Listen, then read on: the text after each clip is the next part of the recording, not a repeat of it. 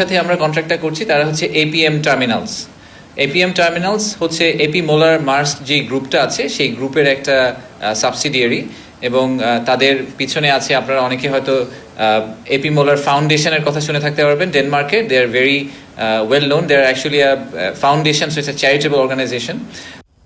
বাংলাদেশে বড় অবকাঠামো বা কৌশলগত খাতে বিদেশি কোম্পানির অংশগ্রহণ নতুন কোনো বিষয় না। তবে সাম্প্রতিক বছরগুলোতে বন্দর, বিমানবন্দর ও রেলওয়ের মতো জাতীয় গুরুত্বপূর্ণ খাতে বিদেশি বিনিয়োগ বা ম্যানেজমেন্ট নিয়ে বিতর্ক বেড়েছে। অনেকে বলেছেন যে এটি দেশ বিক্রি করা, আবার কেউ মনে করেন এটি উন্নয়নের দ্রুততম পথ। বিষয়টি রাজনৈতিক, বৈশ্বিক উদাহরণ এবং অর্থনীতির বাস্তবতা দিয়ে যদি বিশ্লেষণ করি, তাহলে প্রথম যেটি প্রশ্ন আসে তা হলো, কোনো উন্নয়নশীল দেশে বড় প্রকল্পে বিদেশি কোম্পানিকে আনে কেন?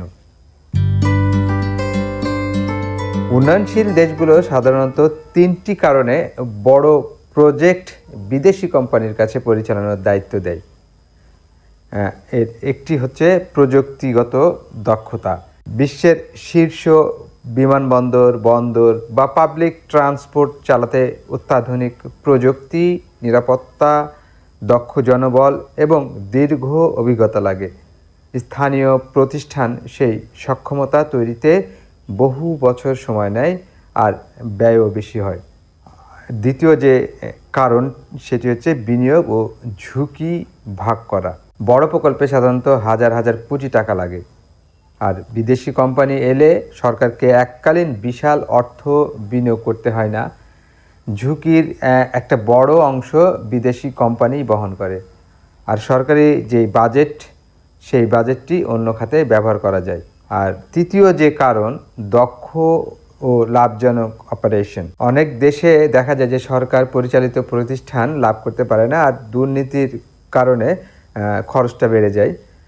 বিদেশি প্রফেশনাল যে কোম্পানি আছে সে তাদের ম্যানেজমেন্ট নিলে অপচয় কমে, আয় বাড়ে আর সার্ভিসটা উন্নত হয়।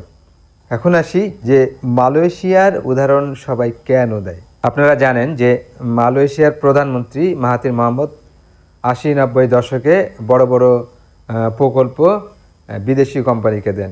সেটি হচ্ছে কুয়ালালামপুর আন্তর্জাতিক বিমানবন্দর, port Clank, multimedia super corridor আর একাধিক টোল হাইওয়ে।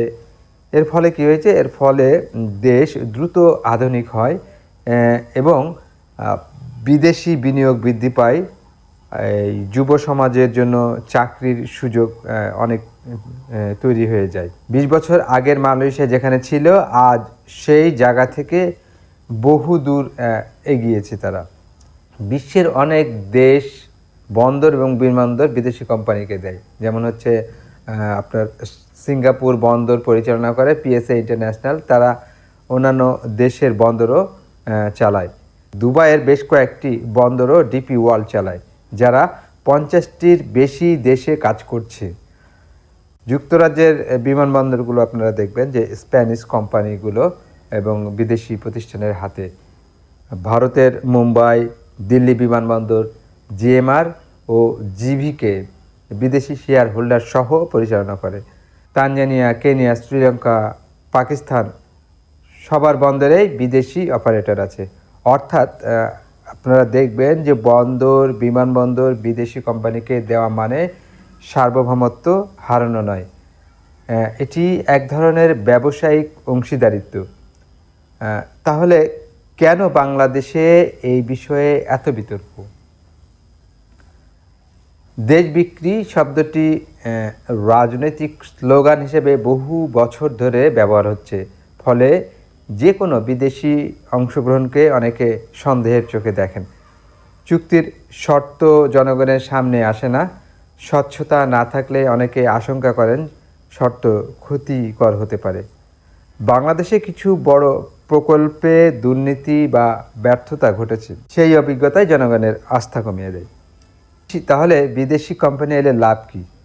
লাভ হচ্ছে প্রযুক্তির উন্নয়ন হবে, অপারেশনের দক্ষতা বৃদ্ধি পাবে, আন্তর্জাতিক মানের নিরাপত্তা, দ্রুত সার্ভিস পাওয়া যাবে, বিদেশি বিনিয়োগ আসবে, নতুন নতুন চাকরি হবে এবং সরকারের জন্য রাজস্ব আয় বেড়ে যাবে।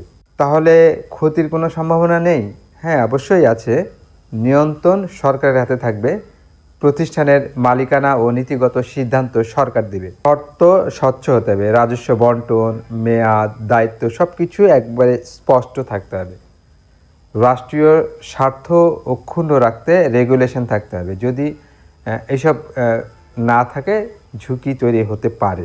বন্দর, বিমানবন্দর বিদেশিদের হাতে গেলে দেশ বিক্রি হয় না, কথাটি একদমই ঠিক না। মালিকানা সরকারেরই থাকে, বিদেশি কোম্পানি কেবল নির্দিষ্ট মেয়াদে অপারেটর বা সার্ভিস প্রদানকারী হিসাবে কাজ করে। এটি ঠিক একইভাবে কাজ করে যেমন হচ্ছে আপনার বিদেশি জাহাজ আসে, বিদেশি এয়ারলাইন্স আসে, বিদেশি নির্মাণ কোম্পানি কাজ করে। দেশের সার্বভৌমত্ব কোথাও ক্ষুণ্ণ হয় না। তাই বড় অবকাঠামো বিদেশি কোম্পানির কাছে দেওয়া কোনো দেশ বিক্রি নয়, এটি একটি ওয়ার্ল্ড ওয়াইড অর্থনৈতিক কৌশল যা দক্ষতা ও প্রযুক্তি এনে উন্নয়নকে ত্বরান্বিত করে। তবে শর্ত হলো চুক্তি হতে হবে স্বচ্ছ, রাষ্ট্রীয় স্বার্থকে সর্বোচ্চ গুরুত্ব দিতে হবে।